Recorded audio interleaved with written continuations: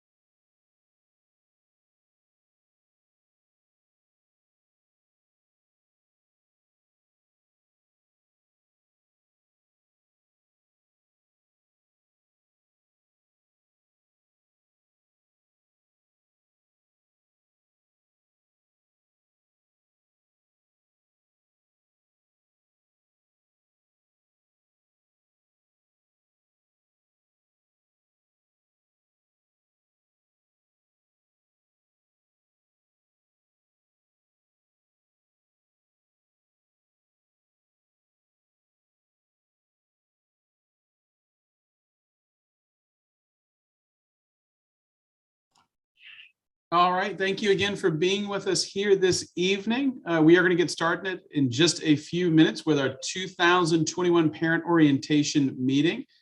Thank you to those of you who are live streaming us through YouTube. We'll talk specifically about how you're going to be able to engage with us this evening. Parents throughout the session tonight, if you have questions, you may elevate them in the chat and any of our panelists will be free to respond to them. We'll also be elevating questions throughout the presentation, but mostly at the end, common questions that we want to provide you answers to. So we're going to get started here in just about 2 minutes. You can see some of the friendly faces of the panelists who will be able to assist you this evening. We'll do quick introductions here in a minute, but we're going to give it a few more minutes to let our parents join us. It's been a while since they may have had to get onto a Chromebook and join a Zoom meeting with the school, so we want to be flexible here this evening. So just a few more minutes, but again, thank you for joining us.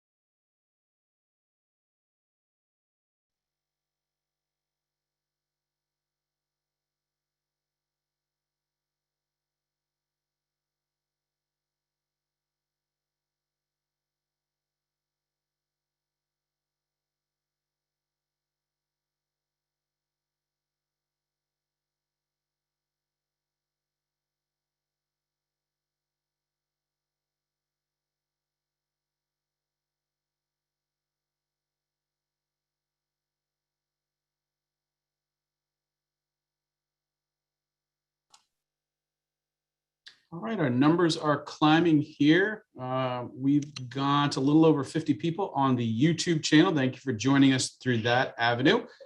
We have a large number of folks that are joining us as attendees through this webinar. We're going to get started here in just about a minute, but before we do, I'd like to do some introductions of the staff members who are joining us tonight as panelists. The way that the webinars work in MCPS, the only people you can see on camera for a webinar are the folks that have been elevated as panelists. So with great power comes great responsibility. I'll introduce myself first and say that my name is Greg Mullenholz.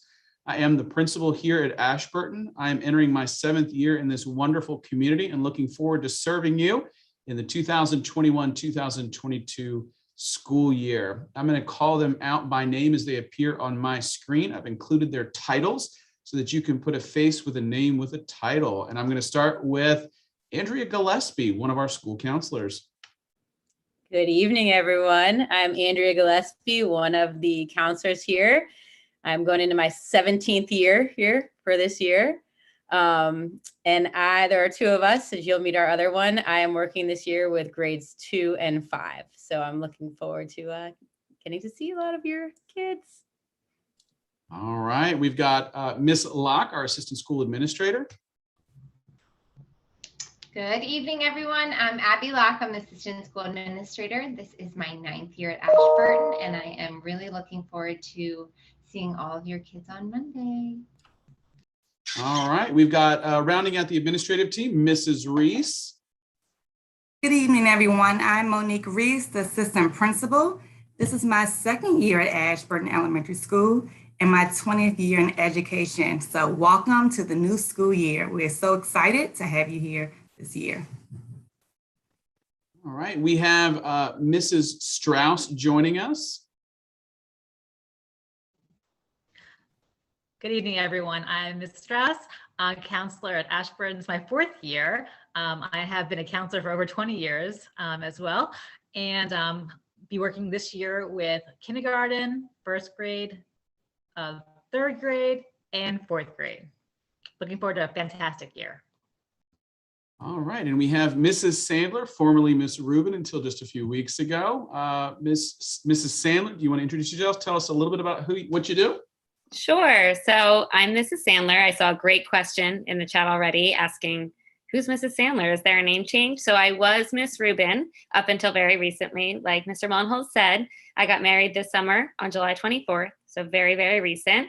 I am our staff development teacher. This is my 2nd year in this role. Before that, I was a 3rd grade teacher at Ashburton and a 1st grade teacher for many years before that. I'm here to support with lots of different things that the students, staff, and families may need. All right, and with our introductions taken care of, I want to welcome now the very large number of folks that are joining us on our YouTube channel. We've crested 100. We've got a rising number of attendees here, so we're pushing about 200 people, which means we have a quorum in Ashburton numbers. We're going to get started here.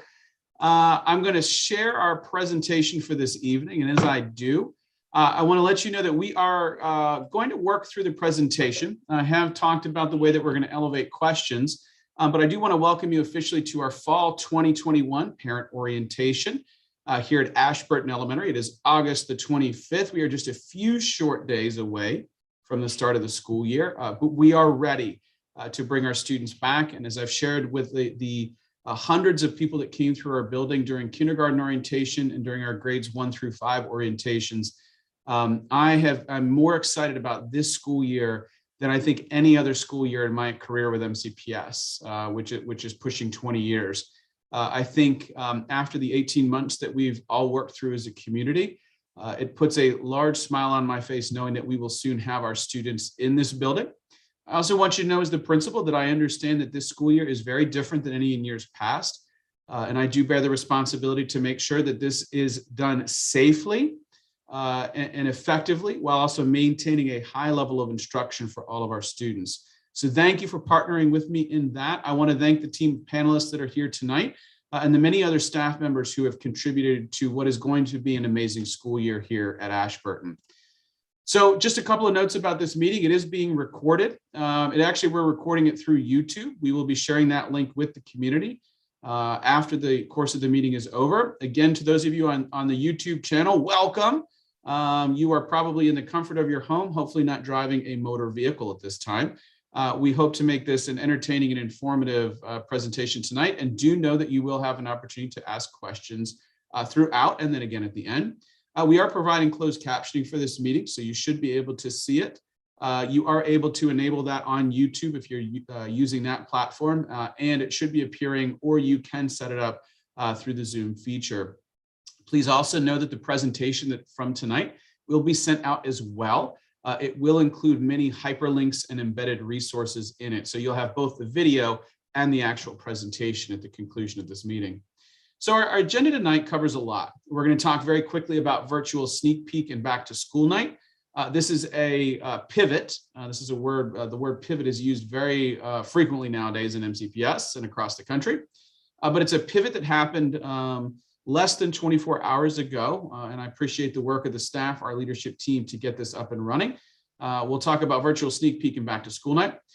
You'll then get some information about school schedules and information. We'll talk about Chromebooks and supplies, how to get to and from school. We'll talk about health and safety information based on the MCPS guidance that you've received. We'll talk about how we're going to leverage outdoor spaces, both for learning and for lunch, so the 2 L's. We're going to talk about quarantine and continuity of instruction, so what that looks like if we have to enact some quarantine procedures.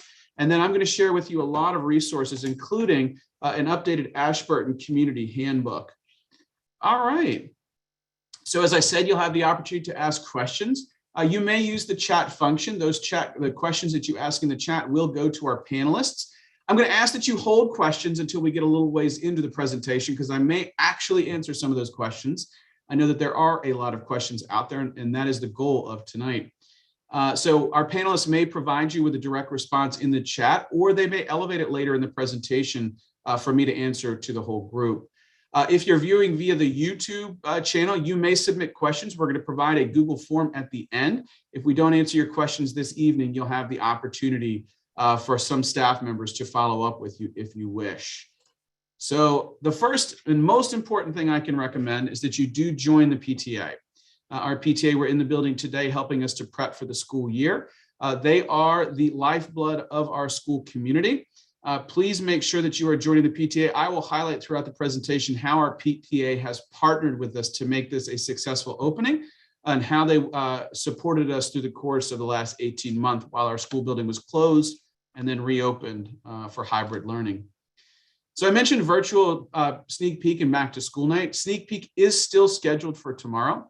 You got information that it will be between 3 o'clock and 4 o'clock tomorrow, but the Board of Education has adopted the recommendation that we do pivot our sneak peek to a virtual setup. So your homeroom teacher did email you today with the specifics about that. It will be done via Zoom, and it will be provided in 2 sessions so that families can go from one to another as they might in a traditional sneak peek inside of our building. We recommend that because it's going virtual, that you parcel out those school supplies. You don't have to send them all on the first day. A few small things in the backpack per day should do the job.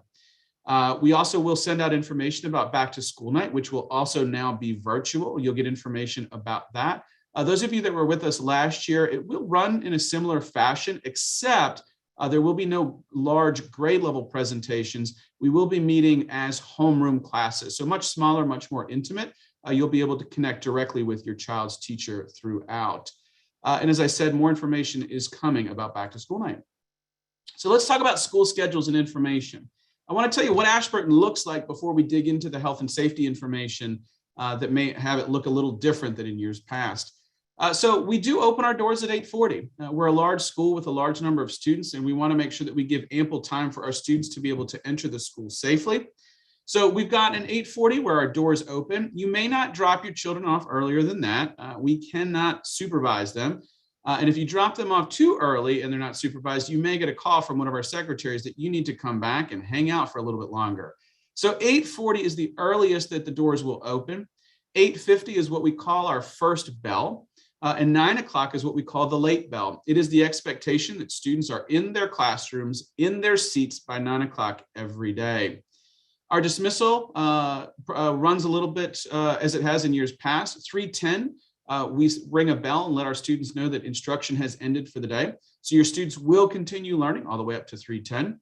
At 3:15, we begin our announcements for students. And at 3:20, our dismissal process does begin.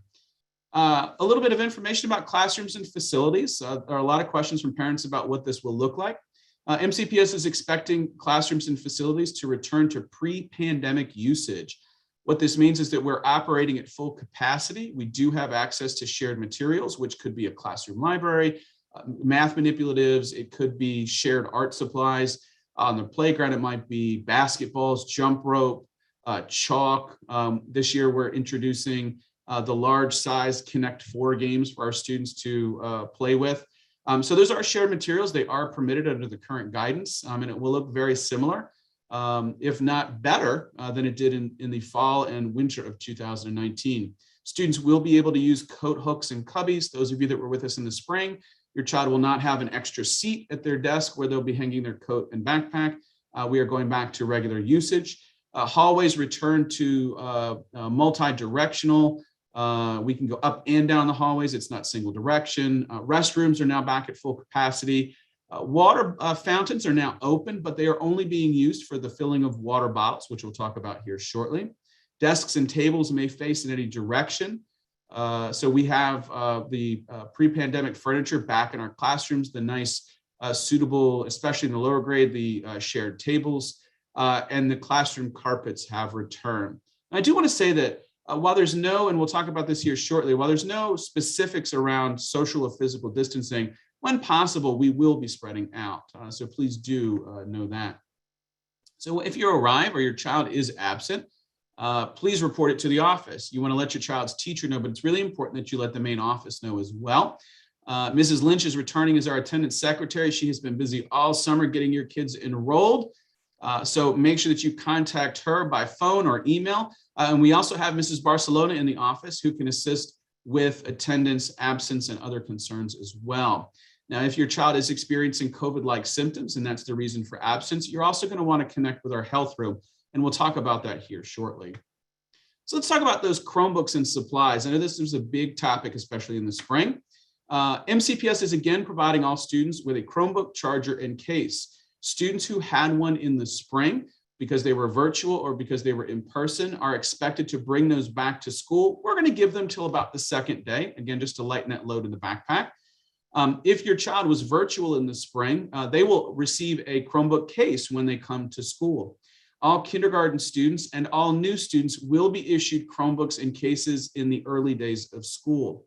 MCPS is again expecting that those Chromebooks do go back and forth each day so that if there's a need to quarantine students we can continue instruction, albeit virtually.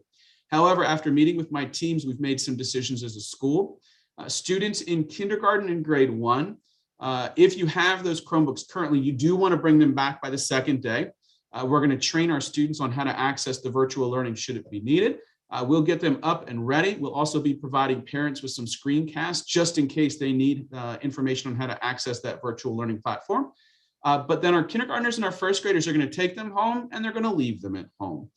They are not a core component or an instructional material, and we do have some of the older Chromebooks on site that should our students need to access some of the web resources, they will still maintain access to that. Now, prior to COVID, students in grades 2 through 5 in MCPS, Chromebooks actually became an instructional tool. They were using Google Docs, Sheets, Slides, and a variety of approved websites. That will continue. So our students in grades 2, 3, 4, and 5 at this time are going to be carrying Chromebooks back and forth to school. So you want to make sure that your child can either carry the Chromebook in the backpack or in the provided carrying case. Now, they do not need to bring the charger back and forth. If students are charging their Chromebooks at night, which is kind of part of their homework, we aren't using them to zoom in and out of classrooms all day long. So the battery life should be good on them. So if your child, and you do want to get in the habit of this from grades K through 5, make sure that part of their assignment each night is to empty that backpack, and part of that is to charge the Chromebook and then bring it again back to school the next day. I will say this, if things happen, we forget the Chromebook at home or we forget to charge it on occasion, that's fine. We do have backups and we will be providing additional chargers in the classroom should they be needed. But again, get your kids in that routine of bringing them back and forth in grades 2 through 5 and making sure they have the full battery. So we've sent out the supply list. This is again, going back to traditional school. Anything that's on that MCPS approved supply list that we sent to you is considered personal instructional materials. It's your child's. They will keep it in their backpack, in their pencil case, their pencil box, but it is their materials of instruction. Any other shared materials the school is required to provide using our instructional funds, and we fully intend to do so. We've also included on that supply list some information about donations that you can make to the classroom. And this year we are instituting a virtual teacher wish wall, which will include enhancements that can be made to your child's classroom. It could be the teacher wants specific classroom library books to be added. You are more than willing to donate or able to donate those and some other materials. I do want to be very clear about what we do not want to be donated. We are not looking for you to donate any type of PPE, cleaning material, or anything like that. It is the responsibility of the school system to provide that, and they have done a wonderful job over the last 18 months in doing so. We are never short of cleaning supplies and PPE. I do want you to hear that from me. Thank you for thinking about that, but we are good with anything that's not on the donation list.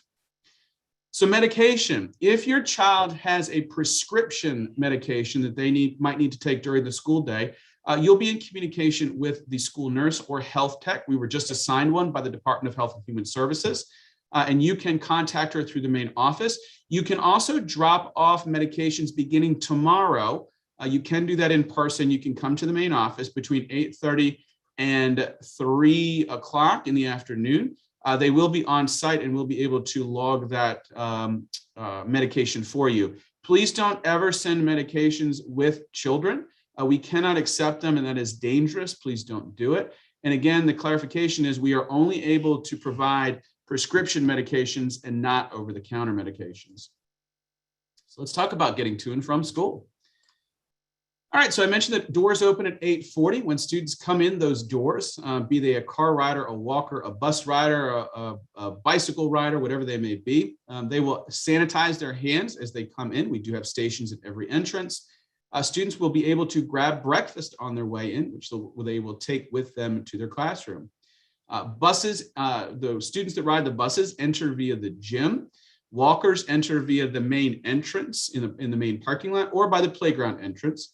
And car riders enter via the car loop. This is the only place where car riders should be dropped off. Do not drop car riders off at the main entrance. You will get a very mean look from the crossing guard, and it is also very unsafe for both our walkers and our car riders at that point. We move very quickly through that car loop process in both the morning and the afternoon. It may look like a long line, but we move it really quickly. In the early days, please bear with us, but car riders should only be dropped off there. And students should only exit their vehicles in the car loop when a staff member opens the door. I promise you that first door will be open at 8:40. I promise you that I will be a regular car loop attendee, especially in the morning. It is my favorite non-classroom duty because I get to see a lot of families and dogs throughout the morning. So it is one of my favorites. But again, they should remain in their cars until 8:40 when that first door opens. Our classroom doors open at 8:50, and please do know that our parking lot is closed from 8:30 to 9:15 to allow for our buses to enter and drop students off safely. So let me talk about the first day and buses. So the first day is a very special day. As a principal, I've never gotten to experience it with my own children. I've always had the first day of the second week. That's been my tradition with my family. But your tradition would be that if your child rides the school bus to school, please put them on the bus that first morning.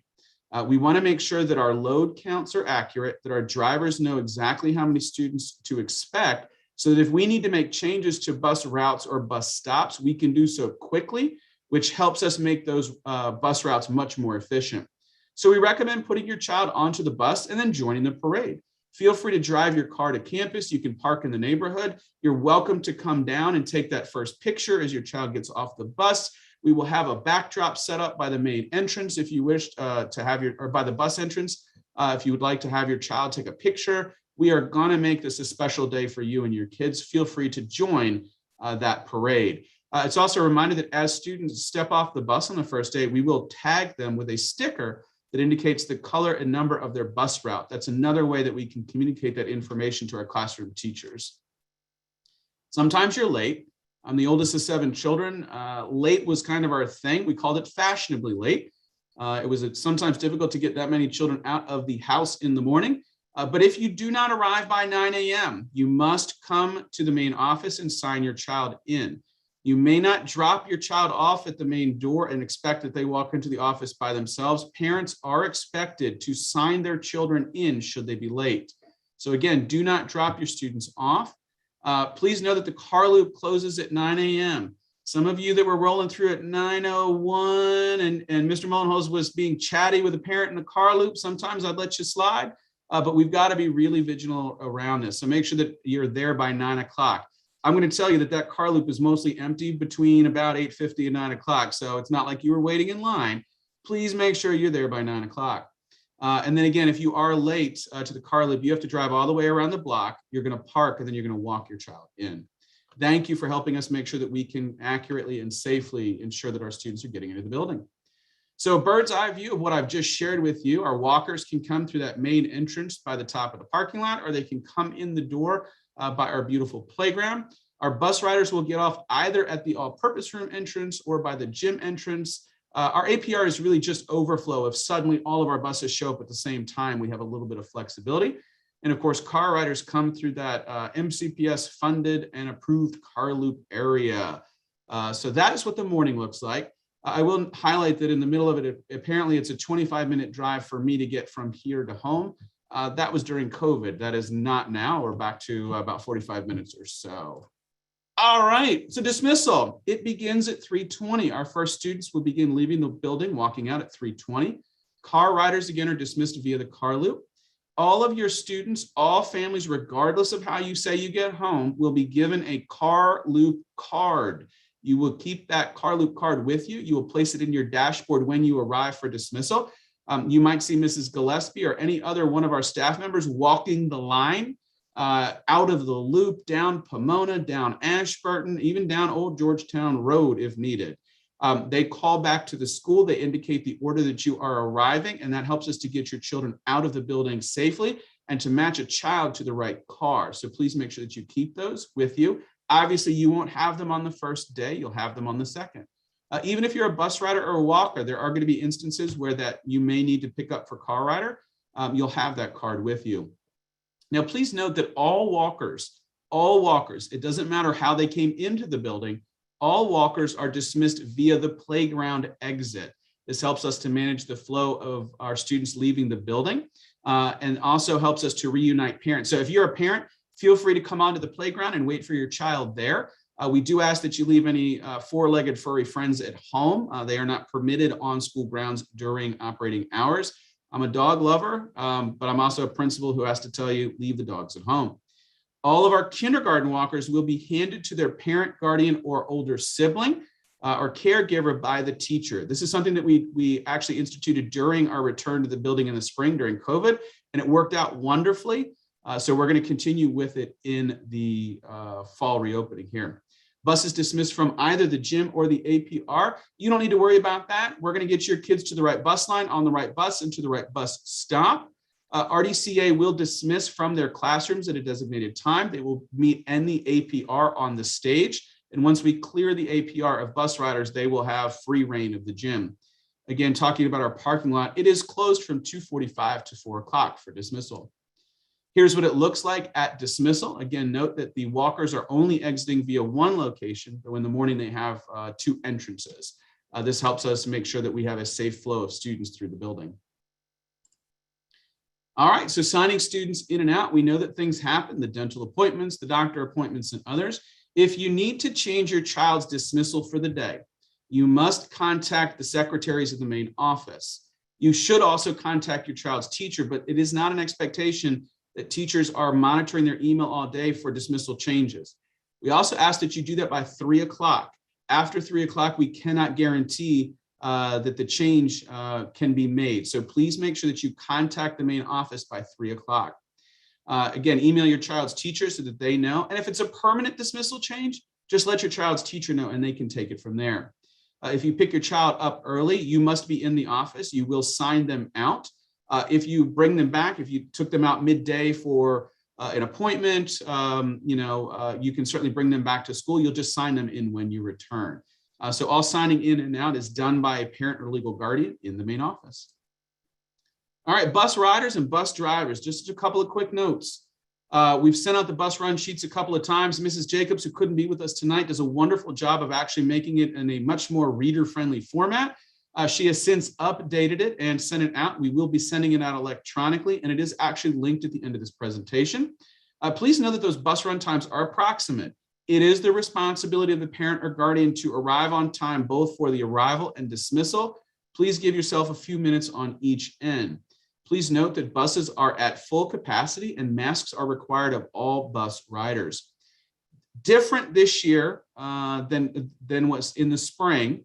We're going back to the traditional model where you might have a student riding a different bus in the morning than in the afternoon. That was not allowed by MCPS in the springtime because of the limitations on capacity of the buses. It is allowed again. So we will show you what that looks like here in a second. You will indicate the morning and the afternoon bus route on your child's transportation card, which was provided hard copy in the mail and is also being provided electronically to you. Please understand that delays are possible. Please be patient with our bus drivers. They are phenomenal. Please be at the bus stop. If there are significant delays, you can expect a communication from the school via Connect Ed to let you know of this. But we are asking for flexibility and patience, especially at the start of this school year, given that we are actually in the midst of a bus driver shortage. It's impacting Montgomery County and school systems across the country. Please also know that drivers are not required to wait at the bus stop for a parent. This does include our kindergarten students. So if a bus driver is within their right to leave a child at the bus stop, we recommend that you make friends with the people in your neighborhood and at your bus stop. We will also be having bus patrols. We are going to be meeting with our fifth graders the first week of school to get the patrols up and running. So soon we will also have bus patrols who can assist our students. Please do not expect our fifth graders, though, to be the guardian of the child. Please make sure that you are on time, especially at dismissal. Walkers can walk to school. Bicyclists can bike to school. They cannot enter till 8:40. Please make sure that if your child is young, that they are not coming to school at 8:30 or 8:20 and riding their bicycle in the parking lot. We do have bike racks around campus at different locations. They are free to lock them up. You'll see the parent handbook later. We are not responsible for lost or stolen bicycles. Please make sure that you have a good chain and a good lock with them. They may be ridden to school, but they must be locked up at one of the bicycle racks. So quickly about car loop, I mentioned that all families will be given a car loop tag. It looks something similar to the yellow box at the top of your screen. I mentioned that you want to wait for our staff members to open the doors at arrival. Please come to a complete stop before your child opens their door. I can't tell you the number of times that we've had kind of these whoa moments where a child has unbuckled, the door is flying open, and the parent is pulling forward. Our staff will wave you all the way to the end of the car loop. The more cars we can get into the loop, the more students that we can get to exit their vehicles, the more quickly and efficiently we can get our car loop emptied. So please follow the directions of the staff members in the car loop in the morning and in the afternoon. When you exit the car loop, it's always a right turn. Going left actually creates a bottleneck and stops the car loop. You don't want to go left because it's going to be real easy to figure out who created the bottleneck. Again, do not park in the car loop. Do not park down the street and then walk up to the car loop to try to pick your car rider up and walk them out. Some tried that in the spring. We unfortunately had to tell them they had to get back in their vehicle and head to the tail end of the longest line, or we were going to hold that child as a walker for the safety and security of all of our students and staff. If you're picking your child up in a car, please stay in line in your vehicle. If you find after the first few weeks of school that you want to switch your child to being a walker, absolutely. Contact the main office and your child's teacher will make that switch. You can park the car, you can walk up, and you can meet them on the playground. So I talked about the transportation tag. This is a sample of what it will look like. You want your child's first and last name at the top, their home address, the best contact phone number during the daytime. You want to indicate who your child's teacher is, and then you'll indicate how they get to or from school, car rider, bus rider, or walker. If they're a bus rider, give us some information about that bus stop specifically for dismissal if it's different than arrival. And all that information is actually provided in that bus run sheet that Mrs. Jacobs has provided to the community. If it's a different bus route, you want to provide it in the morning bus route number and the afternoon bus route number. If it's the same, give us the same information. We know that some students are dropped off by bus at school from home, but they go to a daycare or other program in the afternoon. I'll also say that if you intend to have a play date and your child needs bus transportation, we're normally able to allow for this only if both parents send a note letting us know that there is a play date happening. Sometimes we get one child who brings in the note, but we don't have a confirmation from the other parent. We cannot do a play date that day. Unfortunately, both children will go home via their regular routes. So if there is a play date happening, we need documentation from both parents. Our bus drivers cannot guarantee space on buses for students who normally do not ride those bus routes. So there are rare circumstances where a parent may have to come pick the children up for that play date. But again, that doesn't happen if we don't have the note for it. Let's talk about food, breakfast, lunch, and recess. I have a rising first grader and a rising fifth grader. My rising fifth grader, these are his three favorite subjects. Lunch and breakfast are being provided free of charge to all students in MCPS, regardless of their income status. This may also include a dinner or snack supplement provided at the end of the day. More information will come out about that third piece of the food puzzle. But all students will have access to the food. They can grab a breakfast on their way in. It does include dry materials. It could be a cinnamon roll. It could be cereal. It will include juice and milk. Students may have one piece of it or eat all of it that they want. It is up to them.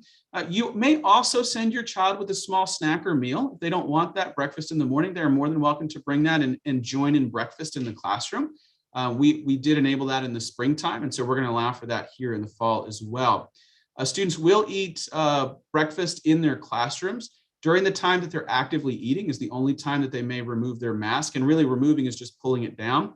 It is not taking it off for the extent of breakfast, nor in the cafeteria or other spaces does that mean a child removes their mask for the entirety of the lunch period. It's only when they're actively eating and or consuming beverages throughout the course of the day. Please know that we are not able to heat up lunches for students. So please send your child with something that they can eat. Our cafeteria staff will be there to assist. They can help open containers, and they do monitor to make sure that students are not gabbing the whole time or talking the whole time, but that they're actually doing some eating during their lunch period. We just received these menus today. You will get them electronically as well. But this is what the menu looks like for the first week of school. This answers the question about lunches and whether there'll be one choice or the traditional two. We're going full traditional. There are two choices. So as an example, the first day of school breakfast will be the maple beef sausage and pancake sandwich. My son, Lucas, this is one of his absolute favorites. Students will also have access to apple juice, fruit, and milk as a part of that breakfast. If they don't want breakfast, they don't have to pick it up. They don't have to sign up for breakfast. They don't have to indicate that they want it. They just grab it as they go through, and they're more than welcome to have that. For lunch on the first day of school, the choices are hamburger on a bun, a whole grain bun, of course, that's what WG stands for, with crinkle cut potatoes, or a grilled cheese sandwich with baked fries. Day two for lunch would be the chicken patty sandwich on a whole grain bun, or pancakes that are whole grain with yogurt. So you want to talk to your children. Every child will have access to either one of these choices free of charge. If your child doesn't really like one of the choices, they can certainly bring their own lunch. I will tell you as a parent, it was phenomenal to have my children like the school lunch and not want me to pack their lunch for them. It saved me a little bit of time in the morning. So let's talk about snacks and water bottles. We are limiting snacks in the school classrooms, and it's only going to be in grade levels that have the first or the last lunch. And primarily that's going to be grades 4 and grades 5. We want to limit food in the classroom as much as possible, both for allergy reasons, but also just to limit the time that our students are removing their masks. So your child's teacher will be in touch with you. I've met with every grade level. They will be talking with you specifically about snack. But at this time, it's only in grades 4 and 5. If we need to reevaluate that, we will. What that means is grades K1, 2, and 3 actually have lunch times that are pretty much in the middle of the day, and they have access to breakfast. We just don't want to be in buffet mode all day, or as we call it, grazing. All students should have a water bottle that they bring from home that has their name labeled on it. Throughout the day, they will have access to the water fountains, the water fillers. They can fill it up as they go. But as I mentioned earlier, we do not drink directly out of our water fountains. That's the current guidance that we have. Certainly, if that changes, we'll let you know. But water bottles are there. If you need assistance getting a water bottle for your child, Mrs. Strauss, Mrs. Gillespie can assist with that. And we always have backup waters for our students in case they are needed for that day. All right, so now let's talk about health and safety information. I want to talk about some of the COVID-19 protocols, what it looks like at the school level, and what the expectations are of MCPS. So first off, I've already talked about masks. They are required regardless of vaccination status of all students, staff, and visitors. This includes on the buses because buses are classrooms on wheels. The masks are not required outdoors, but they are certainly encouraged. We are telling all parents that they should have a conversation with their children about what the family preference is. Schools will not be keeping lists of family preferences on a clipboard on the playground. We will ask students if we see something to say, what do your parents want? Or what is the family preference? And if they tell us that it's to keep the mask on, we'll help them, remember that. If they say that mom and dad are okay with me not having the mask on outside, that's perfectly fine. We are doing things outside to spread our students around. But those of you that were with us in the spring will notice that recess no longer has that stations approach. There are no pods, no cohorts. It is recess as normal. But we are providing our students with extra offerings to help them spread out and to give them more choice for recess. We always recommend packing extra masks in the backpack. The PPE that we can provide, we do have extra masks in classrooms and at every entrance to students. They're not fashionable. They will fit over the mouth and the nose. Again, that's the guidance on the masks there. But please make sure that you pack extras for your students, and please make sure that you do wash them regularly. If a child's mask is soiled, we will ask that they change to a backup. If they don't have a backup, we will provide them with one. And of course, hand sanitizing and hand washing are frequent and throughout the day at all entrances, at all transitions, especially before and after meals, and before and after recess as well. But it is constant and throughout the day. We are opening our building to visitors and volunteers. We are excited about this. We are not doing it on the first day of school. You will get follow-up communications from me. The board announced yesterday that there may be vaccination requirements for volunteers. At this point, there is no guidance on how that information is collected or recorded. All volunteers are required to complete what's called recognizing and reporting child abuse and neglect training modules. We will send that information to you as well. But at this time, all visitors, all volunteers are by appointment. And I, as part of the school administrative team, do oversee and approve those. Some of the early opportunities that we're going to provide are to help us with lunch and recess. And we'll talk about what that looks like here soon. Again, I mentioned that it's by appointment. We are excited. We could not do this in the springtime, but we are going to be able to do this moving into the fall. So bear with us as we clear up what the guidance is telling us to do, and we will get that to you as soon as possible. I also want to go back just to talk about the first day of school. In years past, obviously not last year, parents were able to walk into the building on the first day of school and take their child to the classroom. That is unfortunately not something we are able to offer. You will be able to come to campus. You will be stopped at the main entrance, but we will be there to help your child get through the hallway. And we had, as I said, several hundred of them already came through for our grade level orientations. They did that self-guided tour. They got to peek behind the curtains on the stage. They got to go by the gym when it was, when there was no one in there. They got to see it sort of after hours, which for some is a very, very exciting thing. But we're really excited about volunteers. You also get more information about volunteer opportunities from the PTA. So social physical distancing, there is currently no requirement for that. And the reason for that is that MSDE does not allow for us to make that determination, because if we did, we would be lowering the capacity of our building below 100%, which is an MSDE requirement right now. We should be at 100% full capacity. If MSDE changes that, we will be in communication with everyone around what hybrid or virtual instruction might entail. But the CDC still encourages, when possible, to implement physical distancing. So we are doing everything we can in our classrooms, in the cafeteria, on the playground, and elsewhere to provide for that. So we will be spreading out when possible. Staff vaccinations. Staff are now being required to provide proof of vaccination. I will tell you that I submitted mine, but you can't submit your handwritten card. You actually have to go through the Maryland Department of Health and provide the official certification of vaccination. So I'm sharing with you that I am fully vaccinated. We are not able to share the vaccination status of any staff member, but I did want to share that with you just as an example to say that MCPS is collecting that information, that staff are required to share that. And that if they are unvaccinated, they are required to participate in weekly COVID-19 testing. Regardless of their vaccination status, we are wearing masks fully throughout the course of the day. And then to help mitigate the spread of COVID-19 among staff members, we have shifted some of our meetings to hybrid and virtual. Again, we're trying to scale back those large-scale meetings, even if it's inclusive of staff there. So we have provided the staff with an option. Interestingly enough, the Ashburton staff have plenty of space in our cafeteria to spread out, and many of them chose to do so when we met today. That cafeteria is there and has plenty of space for our staff and students, thanks to the advocacy of our PTA. I don't think they could have predicted COVID-19 and the need for the space in this regard, but it is paying dividends at this point. So again, please join that PTA and help us ensure that we have the appropriate facilities here at Ashburton. All right. So COVID-19 testing in the spring, this was not going to be offered by MCPS. The board and MCPS did change their minds on that and shared yesterday that COVID-19 testing will once again be happening. Parents will have to consent to that testing. It will again be a nasal swab. Samples will be taken from classrooms. So it will not be every student in a class who has opted into that testing, but they have a sampling protocol that they will be going through. It sounds like it will not be pool testing, which was the method of operation in the springtime. We will provide more information to parents about specifics after MCPS does that. These decisions were made just yesterday, so expect information to come very shortly.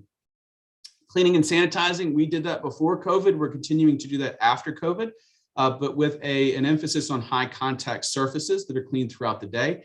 MCPS is providing elementary schools with additional operational support to be able to continue to do this, given that we're back at full capacity, where we were not in the spring, but also to assist with regular maintenance of the buildings. Our building service team does use a deionizing solution in classrooms and highly trafficked areas on a regular basis. So your students will be trained, as our teachers are, that their desk must be cleared every night and their chair as well, lest they come back to wilted papers in the morning. So that was something we did in the spring, and it's something we will be continuing here in the fall. Contact tracing will continue. When a student tests positive for COVID-19, contact tracers work with the principal, with county and state health officials to identify direct contacts, as well as to determine if there's a need to quarantine. If there is a positive case, you will be notified by MCPS through me, typically in written letter, and it is posted to the MCPS website.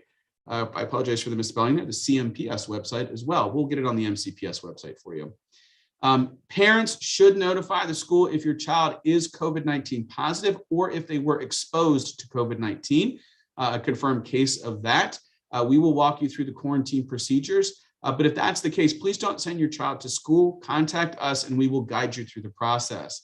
One of the mitigation measures that we're taking as a county is that students will be assigned seats in their classrooms as well as in the cafeteria. And that cafeteria will extend to the outdoor spaces that we'll talk about soon. But that does help us in our contact tracing efforts. Some parents have asked questions about ventilation. 4 stars is 4 diamonds is the highest you can get. We are the highest you can get. Our ventilation system is fairly new. In fact, the largest section of it is less than a year old. Our modular building is about 2 years old. The ventilation system in there, top notch and brand new. And prior to that, the systems that we had in place were of the highest caliber. MCPS has checked the filters. They've done some installations. They've checked the air cleaning situation. We are good to go. And in larger spaces, like the gym, the main office, the cafeteria, they've even added in some air purifiers to assist with that. But even without those, we would be in a good situation with our HVAC system. All schools are required to have a triage and isolation room. This is different from the health room. If a child in the school is exhibiting any COVID-like symptoms, they will be taken to the triage room, where they will be attended to by a school health tech, a nurse, or yours truly. We have to split time between the health room and the triage room. So students that are not exhibiting COVID-like symptoms but have other medical needs can be serviced in the health room without a concern that there's a transmission of COVID-like symptoms to them. Our staff are trained in how to do what's called a health room consult. Our staff, our administrators, our non-classroom teachers do assist with that process, and our nurse and health tech are very, very good at it. If you go to the triage, if your student goes to the triage room, you are likely picking your child up and taking them home. They are probably going to advise that you seek out a pediatrician and or get a PCR test to determine whether or not your child is COVID positive. You would then be required to provide some documentation to return to school. And we'll talk about what a quarantine looks like if your child as an individual has to quarantine.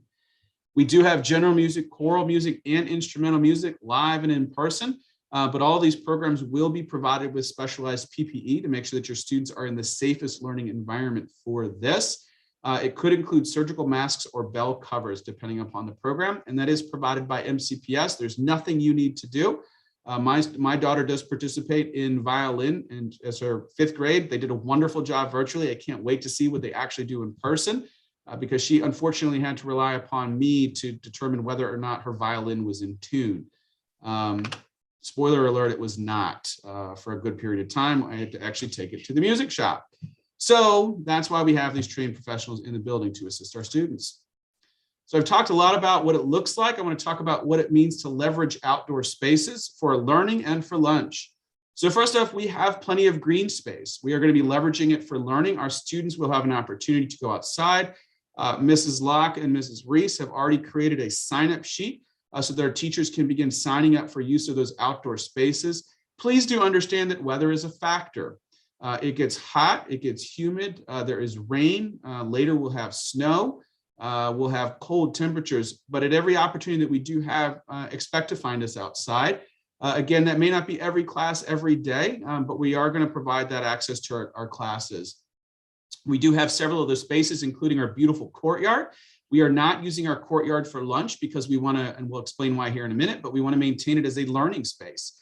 We are working to procure outdoor flexible furniture to enable us to do this more comfortably, but we expect to do this pretty quickly. We may be asking you to send in beach towels or some other sit-upons. We'll see how that goes in the first few days. Please don't send that immediately. We want to work that through specifically with our teams. And the beauty of our return to the reopening is we no longer need to do this simultaneous instruction where kids are tethered to the Wi-Fi. We no longer rely upon MiFis and hotspots, which extends our range on campus because our students will not need their Chromebooks as a central source of instruction through the course of the year.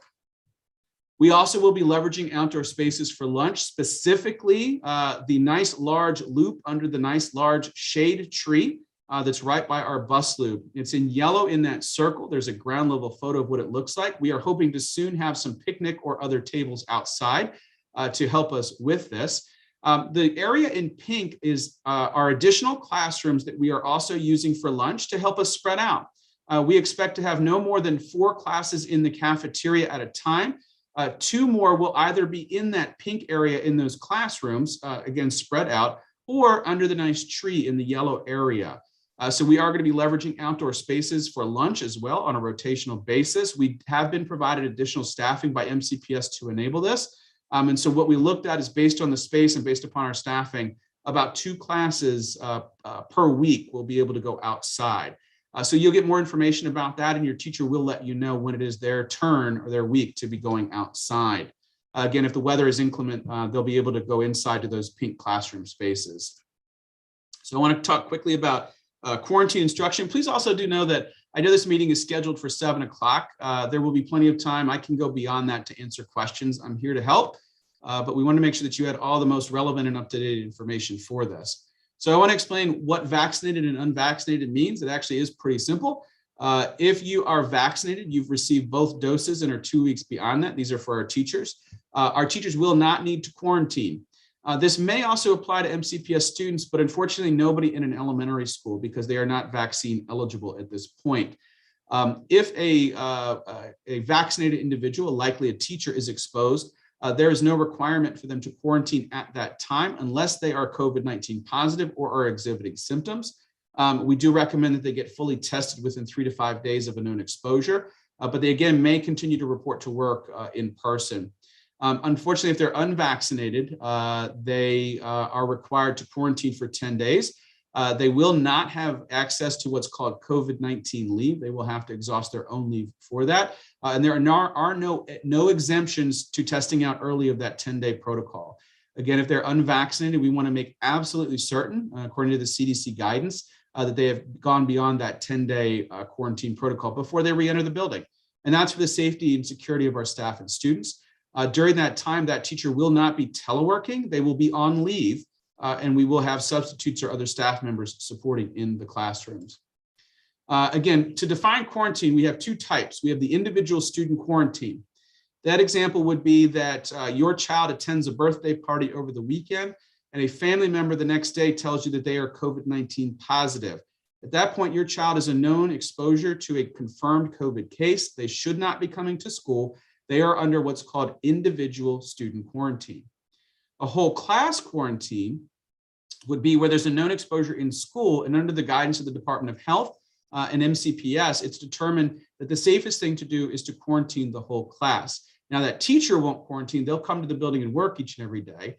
They'll provide virtual instruction that I'll talk about here in a minute, but they would be the class could be sent home for up to 10 days, depending upon the onset of symptoms and the known exposure. One of the other situations that could play out for an individual student quarantine, one of our staff members highlighted this, is that 9 of our 4th graders are on the same baseball team, and one of the baseball players tests positive. That would not be a whole class quarantine. That would be an individual quarantine of 9 students. The reason I share these definitions with you is because the approach in MCPS to providing instruction for those situations is very different. I'll share that with you here in a second. I talked about some of the typical scenarios. Please know that every situation is handled case by case. We will talk with the parents that are impacted. Any direct contacts will be notified, and quarantine procedures will be dictated by the Department of Health and MCPS. I'll talk quickly about contingency plans. Mr. Mullenholz does not have the authority to shift a school, specifically Ashburton, to an all virtual approach, nor do I have the authority to shift to hybrid. I didn't have that authority in the spring, but interestingly enough, MCPS actually doesn't have that authority either. That authority is vested with the Maryland State Department of Health and the Maryland State Department of Education. If, for example, they were to implement social distancing measures that would impact the capacity of a school, we could see a return to hybrid instruction, where some students might be receiving virtual instruction while some are receiving in-person instruction. We will maximize the capacity of the building, but that is a decision that is made by the Maryland State Department of Education in collaboration with the Maryland State Department of Health. We do not have the authority to do that. We are 100% full capacity, and we can't wait to see all of our TQ stars back on campus. So I mentioned individual quarantine. If your child is directed to quarantine on an individual basis, they will still have access to live instruction and their learning. Teachers will be updating their Canvas pages regularly, providing students with materials. Your child will have a virtual classroom that they will attend every day. It will not be with your child's teacher. I want to be very clear, there is no simultaneous instruction. For in-person students, the teacher is in person and they are not attending to any virtual students unless their whole class quarantines, and then by default, they become the virtual teacher. If you're in individual quarantine, you'll have a full day of learning. You'll have a variety of staff members, non-classroom teachers, paraeducators, and support staff will be supporting your children throughout the course of that quarantine period. We will provide specific instructions to you, and that will be done through Zoom. As I said, class content, grade level information will be provided by the homeroom and content teachers. We recognize that there may be situations where multiple family members are under individual quarantine. Therefore, the individual quarantine schedule, though it will resemble a full day of instruction, will be different than the grade level and school schedule. We want to make sure that we relieve that burden on you so that everybody has lunch at the same time, everybody has specials at the same time in the household, so that it's a little bit easier for you to balance. Also, please know that during that individual quarantine, there will be a balance of synchronous and asynchronous instruction throughout. Now, continuity of instruction with a whole class quarantine is a little bit different. The teacher will be virtual. The students will be quarantined for 10 days.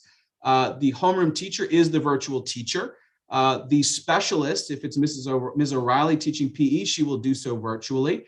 We will have our ESOL and special education teachers able to support virtually. We will still be matching the same schedule as if they were in the building so that they can receive that live instruction. However, there still needs to be a balance of on-screen and off-screen time. We will certainly provide plenty of breaks and opportunities to work independently. And your teachers will provide that virtual schedule to you should we have to enact it. So I'm going to close up here by just providing some resources, and then I want to jump into some of the questions here. We did not have this last year because things seem to change about every 8 hours or so, but we went back to our 2019-2020 community handbook. Quite the time capsule. Times have certainly changed. We have updated it. It is live as of this evening, and you will be provided the link here shortly. It is all the nuts and bolts about Ashburton, a lot of the information that I shared with you here this evening. But obviously, the MCPS reopening website and guidance documents are your one-stop shop for the system's perspective. I share with you tonight a lot about what it looks like here at Ashburton, but these are the MCPS expectations for reopening. I've provided a lot of hyperlinks embedded in this presentation. You'll have access to them as well at the conclusion of this meeting. Everything I referenced tonight is here. You can click on it, your one-stop shop, and so much more, including the Ashburton PTA website. Again, please join the PTA. They are a phenomenal resource and support to this entire community, and they are a huge part of why we're able to pull off what we pulled off in the last school year. So I have spoken a lot. I'm going to sip a cold drink of water here, but I am happy to answer any questions. I'm going to actually rely upon the panelists to interject with what those questions may be, and I'm actually going to bring down the presentation so that I can see them in a larger format. Thank you for bearing with me. That was a lot of information. Now I'd love to answer some questions. I have some from YouTube that I can ask. Hello to our friends on YouTube. What can we answer? Will class lists be shared at a sneak peek tomorrow? So if we are able to share them at sneak peek, if not, we will share them as a follow-up after the fact. So that is something we will definitely be doing. A couple of questions in the chat about staff vaccination rates. Can you tell us if our homeroom teacher is vaccinated, things like that? I can tell you that 100% of your principals at Ashburton are vaccinated. Beyond that, I am not privy to any medical information. I will tell you that there is a portal that my wife and I, she's a teacher at MCPS, both submitted our vaccination information into, but beyond that, I'm not able to provide that. I'm sorry. How will we deal with long lines in the cafeteria so that students can eat lunch in the amount of time that they need? So please do know that that is not a COVID thing. We are very good about moving our students quickly through the lunch line. Please know that that will be the case. And actually, it's going to go even faster because we don't need to deal with student debit accounts. Essentially, students are going to be handed food and sent out of the room, or out of the kitchen. So it's actually going to be faster this year than it ever has been before. I will say the one thing we cannot do that I'm sorry to say, those of you that have been around, we will not be opening our fresh salad bar. Typically, students were able to actually, like you can at TGI Fridays and these other restaurants, make a salad for their lunch as the vegetable component of their meal. Unfortunately, just due to health reasons, we are not able to reopen at this time. Will teachers be opening windows in their classroom to increase ventilation when possible? So the guidance from MCPS around that is interesting. Yes, there will be opportunities to do that, but by doing so, we actually override the fresh air systems that are in the rooms.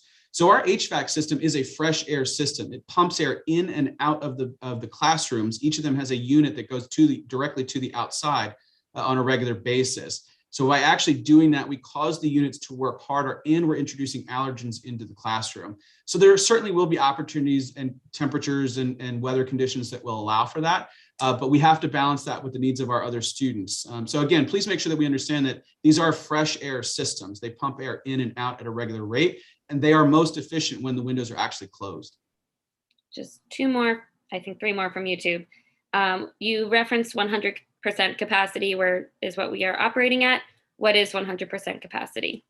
So for Ashburton, our enrollment has been projected at plus 900. We have seen some decreases in enrollment through the course of last year, but we're starting to see a rebound in our enrollment. So for us, that's would say a ballpark of between 850 and 900 students. The Board of Education has set recommendations for what class size will be. In kindergarten, it's around 24. It can be a little bit north of that. And then it goes up to as high as 28 or 29 in grades 4 and 5. And when will we hear about patrols? So we've actually expedited the meeting. We're holding a grade 5 assembly on Tuesday morning at 9:30 in the all-purpose room. Mr. Kepler, Mr. McAllister will be there to represent instrumental music. Miss O'Reilly and Miss Butler are our patrol sponsors this year. So we're going to really hype this up with the kids. I also want to say that we need as many patrols as possible. We're going to find all kinds of ways to get our 5th graders involved. This is something they have looked forward to for all these years, and we really want to make sure that they have this opportunity. All right, and there's a couple in here that I can answer. One more is 2 classes per week getting to eat outside is low. Can you speak to why that is so low? So when I said it's a space issue, it's a staffing issue. MCPS isn't requiring that we send all of our students outside all the time to eat. So we're looking at ways to do this to maximize the space that we have and the staffing that we have. Please also know that part of the use of outdoor spaces was to spread out in the indoor spaces. Now, I'm going to be honest to say it may rain for a week. We're still going to be able to spread out in those indoor spaces where we cannot go outside to have lunch. So that's the logic behind that. I walked with Mrs. Reese and Mrs. Locke over to the space that we've identified. It's specifically located where it is because we can maximize the staffing that we have. And we are right there by the cafeteria. It reduces transition times. And we actually moved the entire music department out of that wing so that we could have access to those classrooms as a weather contingency and as another space to spread out. I'm going to hand it over to the Zoom moderators. Yeah, there's some questions on Zoom. I think we've trying to keep up with them, but there's some that maybe for you to answer. Or so one of the questions is, how many Ashburton students are enrolled in the virtual academy? To what extent does these students virtual attendance reduce Ashburton's in-person classroom population? It is a very, very small percentage. We must be doing something right because I'm going to tell you that it's less than 10. And that's across all grade levels. So that the virtual academy, and actually that's par for the course in the Walter Johnson cluster. I'm in regular contact with my principal colleagues at the other elementary schools, and they're a little bit lower, but they're also a little bit smaller. But we're all less than 10 at this point. Okay, I want to read a few out loud just in case the people on YouTube, we can answer them. Yeah. One of them asked about what time we would find out the students' lunch, and we shared that all the schedules will be shared at the sneak peek. Yeah, so teachers can share the schedules at sneak peek. You'll get that information communicated, out over the weekend as well. But that's also something that you can contact your child's teacher about. But give them the chance at sneak peek and some other places to provide you with that information. Are there any allergy-related restrictions to what we can pack for lunch? For example, is a peanut butter and jelly okay? I love this question. Yes, you can pack peanut butter. Yes, you can pack jelly. If there was a situation where we had a severe life-threatening anaphylaxis issue, we have to have a contingency plan for that. There is a peanut and tree nut table in the cafeteria that students will have access to should they have that documented peanut and tree nut allergy. So please, again, if that is the case, you're in contact with the health room. But there are no limitations on that. We do have protocols for any types of food that's contained inside of the classroom. Please know that the breakfast food that might be eaten in the classroom does not contain the major allergens. And again, we're limiting the snacks in the classroom. So you'll get more information about that from your child's teacher only if there's a snack involved. Okay, and another question. Since students will be eating breakfast in class, it seems like going from individual desks to tables or for small kids is a huge COVID risk with the highly contagious Delta variant. Can we please keep kids at individual desks to reduce this risk? So I'm not sure if I quite understand the question, but I'll take a shot at it here. So as I said before, all students in all classrooms, even in the upper grades where they rotate classes, will be in an assigned seat. So they will be in an assigned table and an assigned seat. And that helps to mitigate transmission as well as to help us with our contact tracing there. So that would be at all times during the day. I will say that that's one of the things that's most difficult. The times where they would rotate would be to the reading table or somewhere else, but the vast majority of time is going to be spent at an assigned seat. Okay, let's see. Can you just confirm that the virtual academy is closed and families no longer apply if they want to go to the virtual academy? Yeah, so I want to also explain that the virtual academy is an entirely separate program from Ashburton Elementary. If you need information about that, it is available on the MCPS website. I believe that the original application window was extended, but I believe it is now closed. But obviously, if you want to stay in touch with the latest information, you can go to the MCPS website and look at the Virtual Academy's webpage for that information. And if you don't want to send your child to Ashburton and you can't get into the Virtual Academy, is there an option to homeschool, and how do you go about doing that? So there's always an option to homeschool. That's not a COVID thing. If that's your option, private school is always an option. You would be withdrawing from Ashburton. You would contact the main office to let us know. But if you intend to homeschool, you would want to contact the homeschool office to enroll with them. It's a separate program, again, from Ashburton. So you would contact them as well. If you have any questions about that, you can contact any of the secretaries in our office and they can assist you. And then one clarifying question, if the MCPS doesn't have the authority for all of MCPS to go virtual, that comes from the state. Is that correct? That is my understanding, yes. And that was in the contingencies that were shared at the Board of Education meeting yesterday. So that directive would come from the state. So that is where we would then have to submit, because our our plan, our reopening plan, that guide that you all got on Friday, August the 13th, is what was submitted to the Maryland State Department of Education, and it does indicate as such. I want to make one more clarification. The question around, or the delineation between individual quarantine and continuity of instruction and whole class continuity of instruction. That is only for children that are in quarantine and it is verified that they are either positive with COVID-19 or are being required to quarantine because of an exposure to COVID-19. It is not a virtual option for you to attend class or receive live instruction for any other illness or anything that's travel related. It is going to be tightly managed because every time we open this up, it costs us staffing, which are in classrooms working with our in-person students. So it is only relevant to COVID-19 quarantine and nothing else. And then in terms of the capacity limits, do we have limits in terms of the size of a class?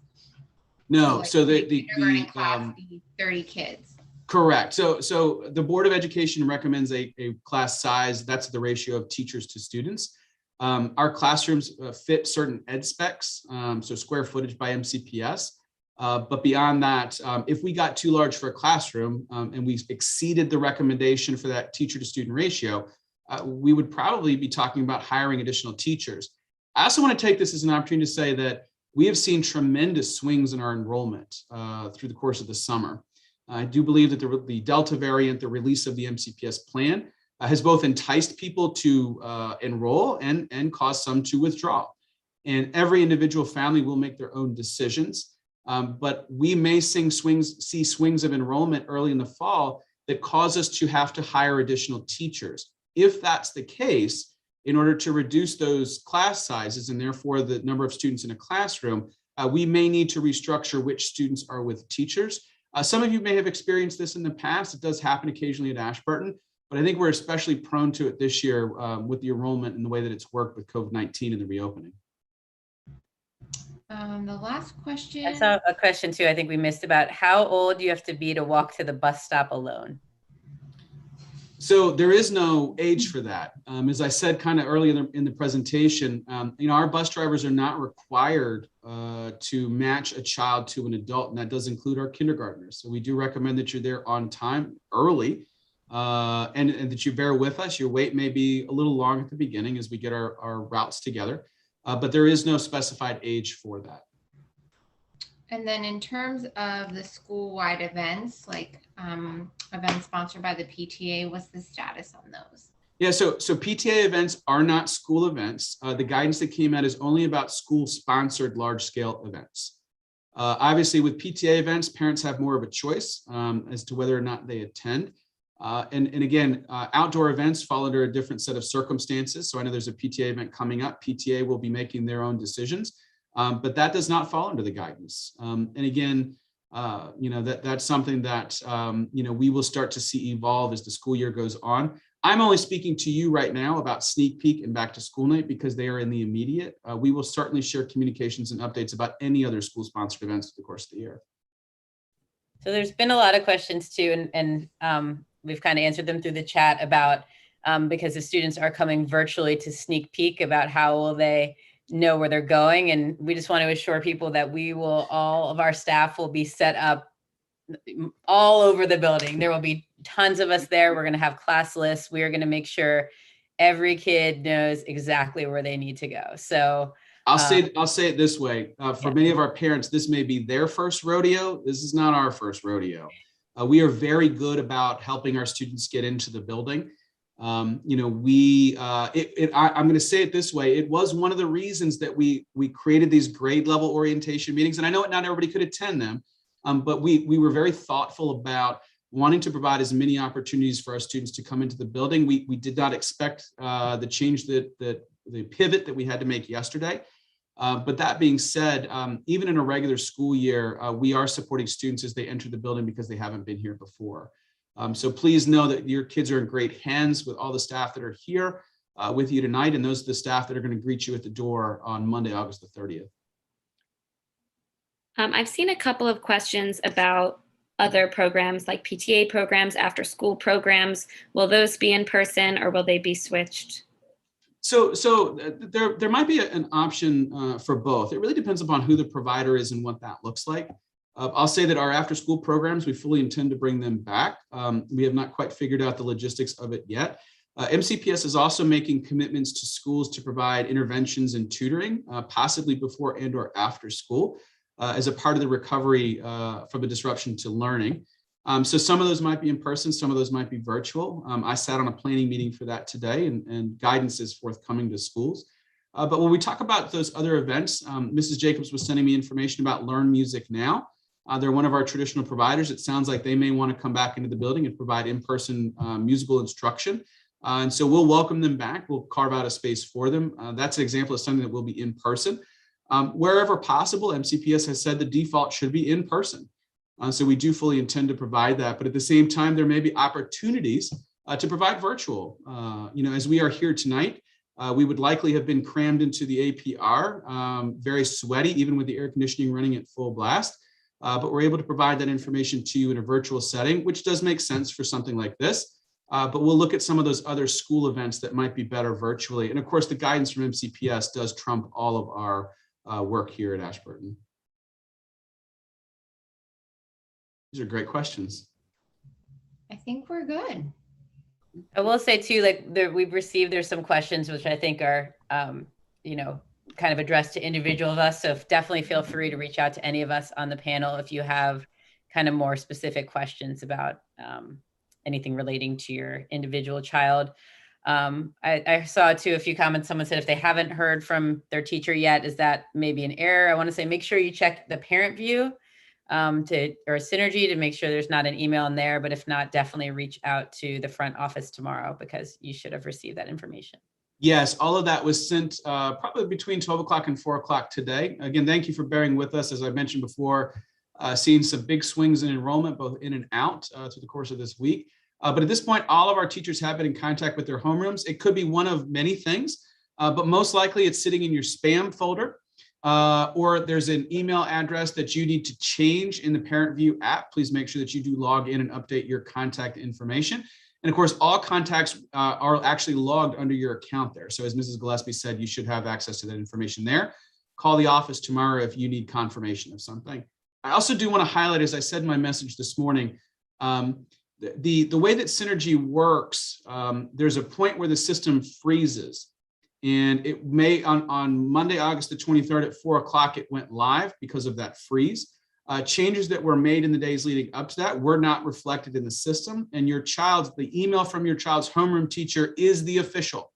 Even if there's a discrepancy between who that person is and what it says in Parent View, that email is the confirmation. Probably around August 31st, the Parent View system will recalibrate and everything will be accurately recorded. So please do understand that. It's not an Ashburton thing. It's not an MCPS thing. It's the vendor, but they are working with that vendor to make sure that it does rectify correctly on the 31st of August. I wanted to say in closing, first off, thank you for being here. I again want to end the way that I started. I am more excited about the opening of this school year than I have been even about my first year of teaching. One of my sisters is going to be a teacher, a first grade teacher at Cannon Road Elementary. She's over the moon excited. I'm more excited than she is. I'm more excited than I've ever been in my career, but I also understand the awesome responsibility in getting this done right, getting it done safely, and ensuring that your kids are learning each and every day. I tell the kids I only have 2 jobs and I can go home at night after I do both of those things. One is to make sure that everybody that enters this building is safe all day long, and the other is to make sure they're learning all day long. If I do nothing else, that's all I have to do each and every day. I also want to say that tonight was a lot of information. I hope I was able to answer a lot of your questions this evening, but you may have more. So we'll be sending out, I found a couple of spelling errors in this presentation. I'll be sure to fix them. We will also be sending out a survey. If you have other questions and want school staff to follow up, feel free to ask them. As I shared, we'll be sending a recording of this meeting, the actual presentation itself, and some of the other resources. Please also know that we will be sending some updated emails through the remainder of this week and then again over the weekend as we get more and updated information from MCPS. We cannot wait to see you on Monday. We cannot wait to see your kids back in our classrooms on Monday. I want to wish everyone the best in the 2021-2022 school year. And I also want to say a special thank you to all of our panelists who took time out of their evening to be here with us to answer your questions in the chat and to help me answer your questions out loud. This concludes the meeting. Thank you to those of you on YouTube for attending from the comfort of your home and hopefully, again, not the moving vehicle that you might be in. And we look forward to really supporting you and your family through the course of this school year. Have a wonderful evening. Enjoy Sneak Peek tomorrow, and we will see you on Monday. Good night, everyone.